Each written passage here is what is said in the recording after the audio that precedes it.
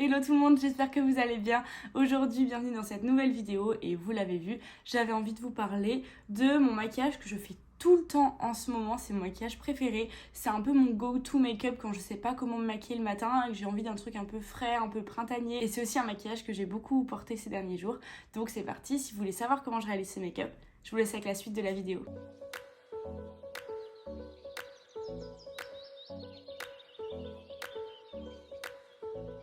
Je pense que vous l'aurez remarqué, mais j'ai appliqué zéro produit de maquillage sur mon teint. J'ai uniquement fait ma routine skincare, donc je voulais vraiment faire l'intégralité du maquillage avec vous. Donc j'ai commencé par attacher mes cheveux et on va pouvoir commencer avec le teint. Comme d'habitude, j'utilise ma base préférée de chez Milk, c'est la Hydro Grip que je mets sur le bout de mes doigts et que je vais venir appliquer sur l'intégralité de mon visage.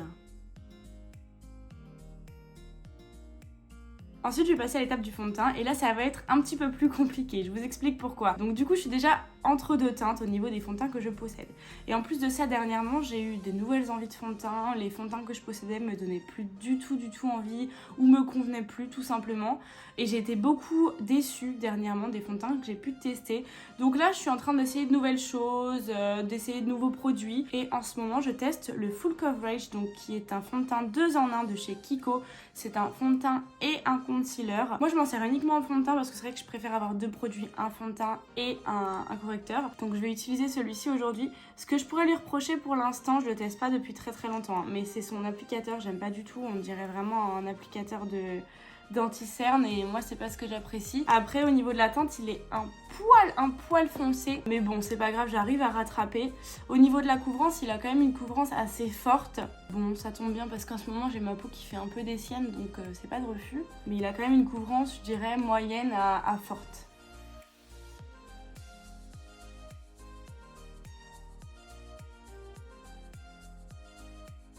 Donc vous le voyez, mais là je l'applique à l'éponge comme la majorité de mes fonds de teint quasiment. Je préfère les travailler à l'éponge, je trouve que ça se fond mieux à la peau. Vous voyez au niveau de la teinte, je le trouve un peu presque orangé.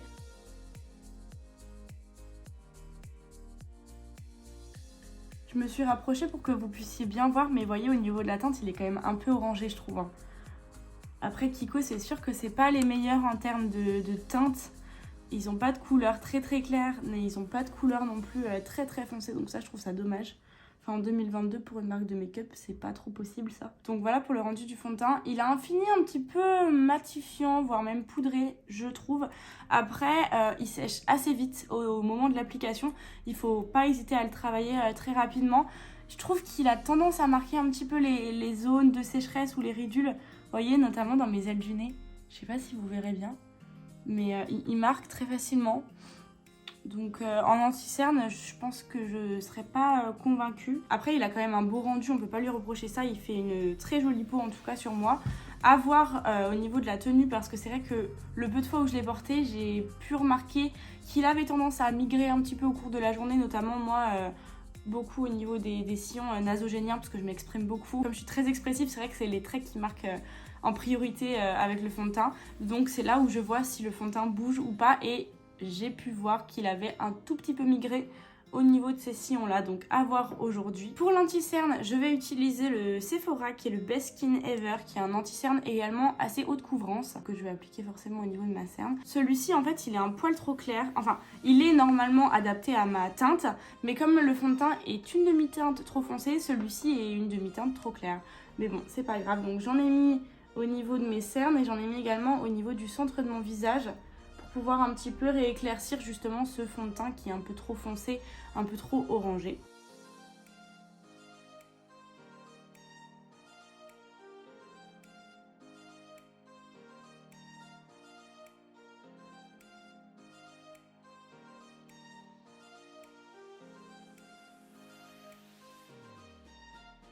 Je le monte un petit peu sur les paupières aussi parce que vous le verrez, mais je vais pas mettre de base aujourd'hui. On va faire vraiment un make-up très light au niveau des fards à paupières. Donc du coup je vais pas avoir besoin de base de fard à paupières, enfin juste mon anti-cerne ça va suffire. Et après avec le reste de ce qu'il y a sur mon éponge, je le travaille un petit peu au niveau du centre de mon visage.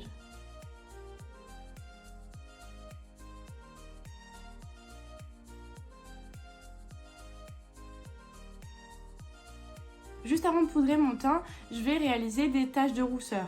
Donc je vais utiliser la technique que j'avais découvert avec vous l'année dernière, je crois, dans une vidéo où je testais des nouveautés ou des nouvelles astuces ou des nouveaux produits.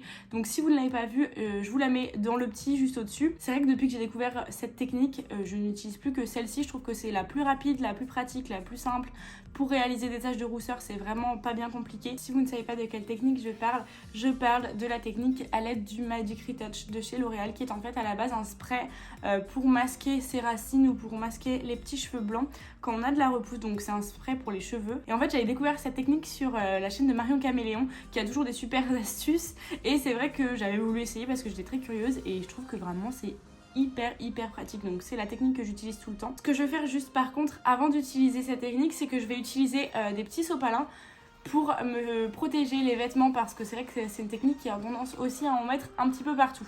Et je l'ai découvert à mes dépens. Donc une fois que j'ai mis en place mes 2 petits bavoirs, je vais venir prendre mon spray. Donc moi le mien il est dans la teinte blond foncé. L'avantage c'est que vous pouvez l'adapter à votre carnation, donc ça c'est ça qui est bien. Je viens l'agiter et je vais le pulvériser directement sur mon visage à une vingtaine de centimètres à peu près.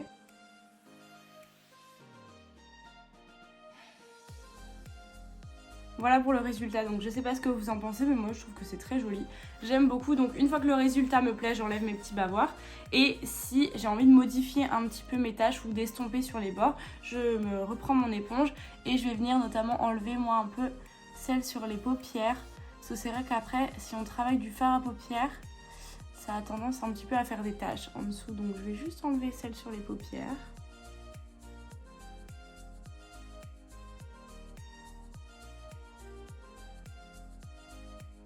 Une fois que le résultat me plaît, je vais pouvoir venir poudrer.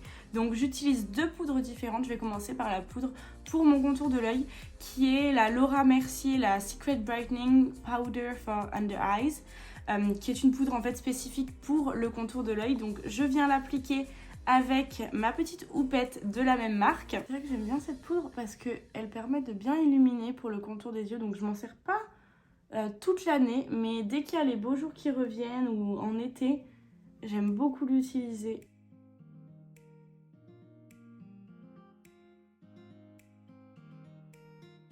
Et pour le reste de mon visage, en ce moment, j'utilise une poudre de chez Révolution qui est honnêtement pas ma préférée, mais bon, elle fait l'affaire.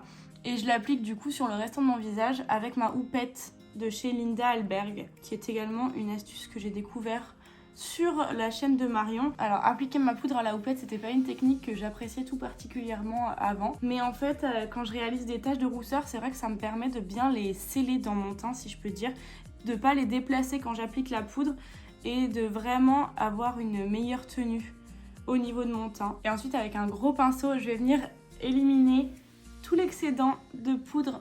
C'est vrai que ces 2 poudres, elles sont un petit peu blanchâtres, donc au final avec le fond de teint un poil plus foncé, ça fait pas de mal. Ensuite, on va passer à l'étape du bronzer. Et en ce moment, j'utilise beaucoup ma palette de chez Hourglass pour le teint. Donc, c'est la Ambient Lighting Edit en teinte Universe. Il me semble qu'il existait 2 teintes. Donc, celle-ci, c'est la version un petit peu plus light pour les peaux les plus claires. Elle contient un bronzer, 2 blushs, un highlighter et une poudre un petit peu plus de finition, mais qui est très lumineuse. Moi honnêtement j'utilise beaucoup le bronzer et les blushs. L'highlighter c'est pas mon préféré de la collection et la poudre lumineuse c'est pas vraiment ce que j'utilise non plus. Donc je vais me servir uniquement du bronzer aujourd'hui. Donc je vais l'appliquer un petit peu sur les contours de mon visage pour réchauffer mon teint.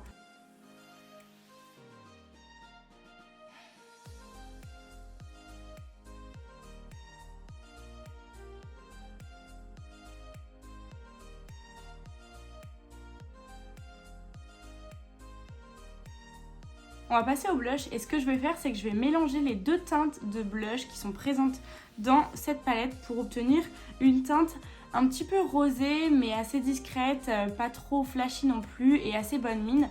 Et je vais l'appliquer donc forcément sur mes joues. Alors il faut faire attention avec ces produits parce que c'est vrai que cette palette elle est quand même très lumineuse. Donc je m'en sers beaucoup en ce moment pour les beaux jours parce que ça fait un teint très frais, joli, très printanier je trouve. Mais c'est pas une palette que je sors à tous les moments de l'année, c'est vrai, parce qu'elle est un peu lumineuse. Et je crois que c'est la loge de Gabrielle qui n'aime pas du tout cette palette. parce qu'elle disait que ça faisait vraiment des paillettes sur son teint. Alors moi j'ai pas l'impression.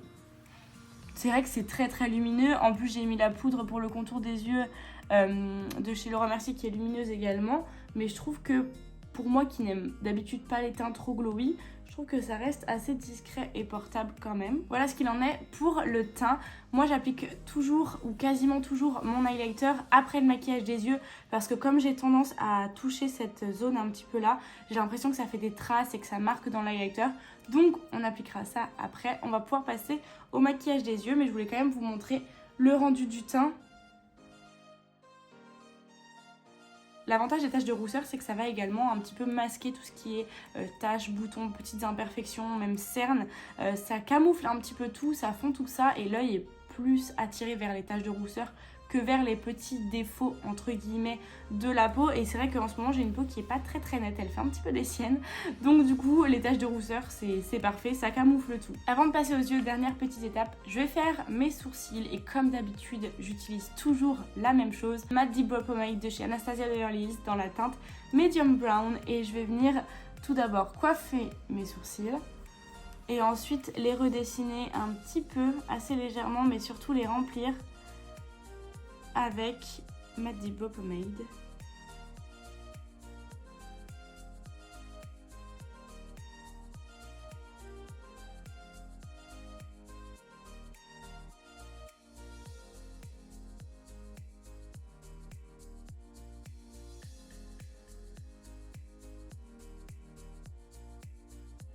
Voilà pour les sourcils, donc on va pouvoir passer aux yeux. Vous allez le voir, c'est ultra rapide, c'est vraiment hyper simple. Je vais venir prendre un fard bleu assez pastel, donc moi je vais utiliser forcément la palette pastel de chez Natasha Denona. Et je vais prendre le fard Airy, donc ce bleu ciel qui est magnifique. Et je vais venir poser ce fard à l'intérieur de mon œil, au niveau du coin interne. Vraiment dans le creux au-dessus du coin interne. Juste là. L'avantage c'est que c'est assez grossi, on n'a pas forcément besoin d'être très précis.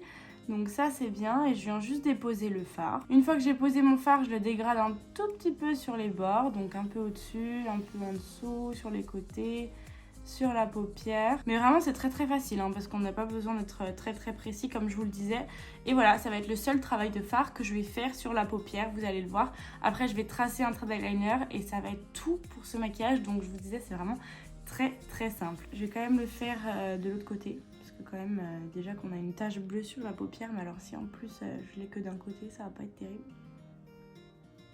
Je vais prendre mon liner qui est en ce moment le Epic Ink Liner de chez NYX et je vais venir réaliser un trait d'eyeliner. Alors là, je vais me concentrer très fortement pour pas rater parce que si je foire ça, je foire tout le make-up.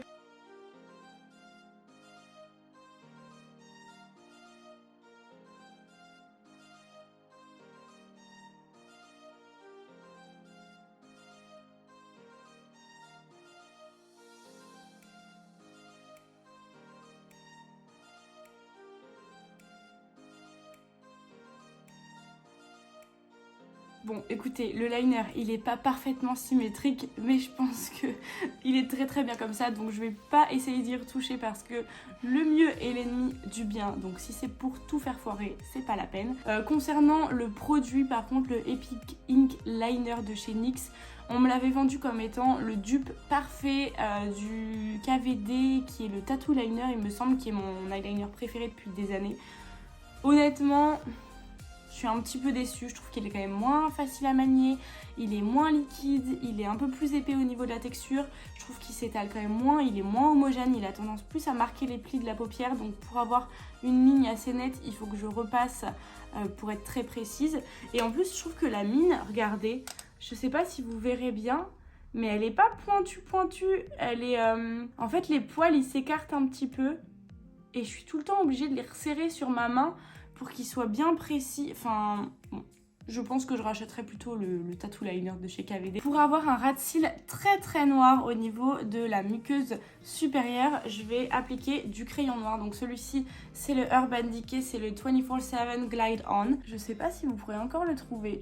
tout du moins plus chez Sephora parce que je crois que la marque n'y est plus présente. Mais bon, honnêtement, je recommande pas plus ce crayon plutôt qu'un autre, hein. J'utilise celui-ci parce que je l'ai eu dans un kit que j'avais acheté à l'époque.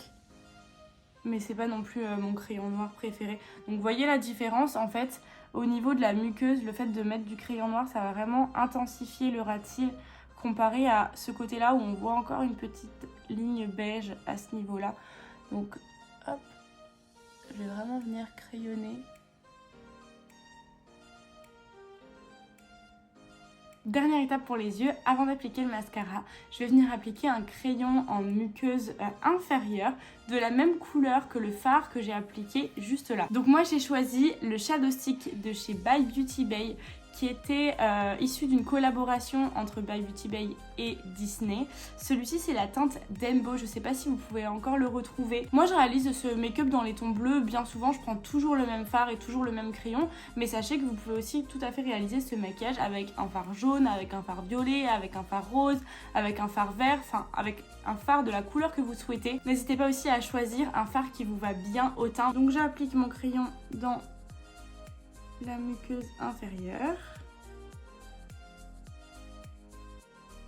et je rejoins en fait le fard que j'ai appliqué en coin interne et ça va vraiment agrandir le regard, ça va sublimer le maquillage, je trouve. Ça lui donne un petit côté très printanier, un petit peu peps que j'aime beaucoup, donc je vais faire ça à l'autre œil également. Et je vais terminer ce maquillage par évidemment le mascara. Alors ça m'arrive de mettre des faux cils avec ce maquillage si je veux vraiment un effet yeux de biche et cils très allongés, mais en général je réalise ce maquillage quand je sais pas trop quoi faire, quand j'ai pas d'inspiration et souvent aussi quand j'ai pas trop le temps. Donc je m'aventure pas à mettre des faux cils quand je suis pressée. On va rester au mascara pour aujourd'hui. Là aujourd'hui je vais utiliser celui de chez Martin Cosmetics qui est le Orgasmic, mais honnêtement il est sur sa fin. C'est vraiment ses derniers instants à ce mascara. Il devient un peu sec, je sens qu'il y a moins de matière à travailler, il est plus épais qu'au début et c'est vraiment la fin du pot. Je sens que la brosse est quand même moins chargée en matière.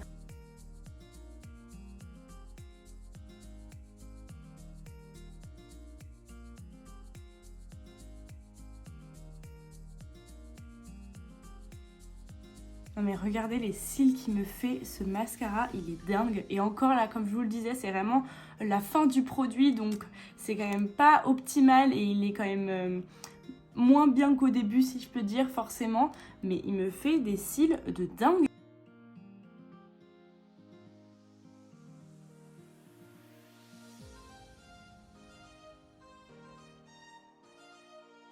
On a fini avec les yeux, je vais pouvoir appliquer mon highlighter avant de passer aux lèvres. Donc là j'ai choisi mon préféré, mon chouchou qui malheureusement n'existe plus. C'est le Moonstone de chez Becca qui est juste mon highlighter parfait. Donc je l'applique bien évidemment sur mes zones de lumière. Franchement cet highlighter pour ma carnation il est juste mais parfait quoi. C'est un champagne un peu doré, assez clair. Donc j'en mets aussi sur le bout du nez et j'en mets dans le creux des lèvres. On va terminer le maquillage par les lèvres. Et là, c'est vrai que j'ai l'habitude sur les lèvres de souvent appliquer quelque chose de mat, donc un rouge à lèvres mat. Souvent, c'est les rouges à lèvres liquides mat. Mais là, comme j'ai déjà un maquillage qui est assez mat au niveau des yeux, qui n'a pas forcément de lumière ou autre, ni de paillettes, je préfère appliquer quelque chose de plus lumineux. Donc un gloss, un rouge à lèvres assez irisé ou plutôt crème, enfin quelque chose qui ne va pas se matifier. Donc aujourd'hui, je pense que je vais opter pour un rouge à lèvres un peu métallique. Donc celui-ci, il vient de chez MAC et c'est le Coral Optics. Et vous allez voir, il est magnifique. En fait, il est orangé, mais avec plein de petites paillettes dorées, métallisées. Il est superbe.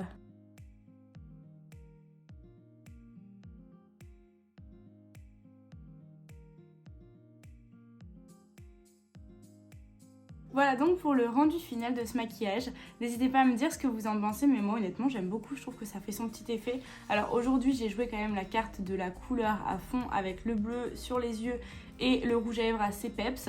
Sachez aussi que des fois quand j'ai envie de passer un peu plus passe-partout quand même, je pars quand même sur un rouge à lèvres un peu plus nude. N'hésitez pas à me dire dans les commentaires ce que vous avez pensé de cette vidéo. N'hésitez pas à liker la vidéo également si ce make-up vous a plu. Si vous n'êtes toujours pas abonné à ma chaîne, je vous laisse le faire en cliquant sur le petit bouton s'abonner qui apparaît juste en dessous de cette vidéo. Vous pouvez également activer la petite cloche des notifications, ça vous permettra d'être averti lorsque je posterai une future vidéo. Et en attendant la prochaine, je vous fais des très gros bisous. Ciao!